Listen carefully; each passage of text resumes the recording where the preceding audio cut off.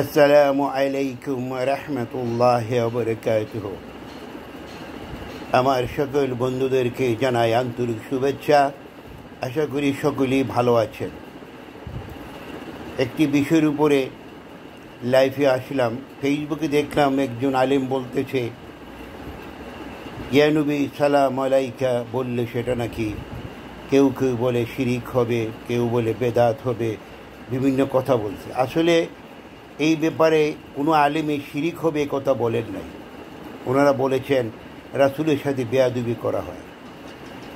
তো উনি যে আরবি ব্যাকরণের মার পেচের কথা বললেন, এখন কোনো সাহাবি, কোনো তাবিন তারা নবী করিম সাল্লাল্লাহু আলাইহি সাল্লামকে ইয়া নবী বলে সম্বোধন করেন নাই।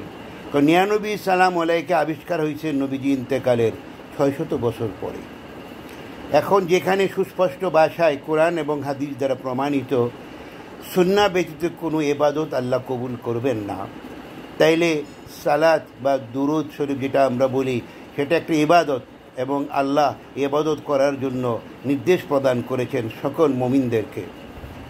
তো ইবাদত তো সুন্নাহ ছাড়া আপনার কবুল হবে না। এখন আপনি বড় বড় গলা করে এটাকে জায়েজ করার কেন চেষ্টা করছেন? জায়েজ তো অনেক কিছুই করা যায়, কিন্তু সুন্নাহ সব কিছু করা যায় না। কাজেই বেদাত থেকে মানুষকে বাঁচার জন্য ওয়াজ করুন, এইভাবে মানুষকে বেদাতির দিকে ডেকে নেবেন না। এই বলে আমি আমার বক্তব্যটি শেষ করলাম।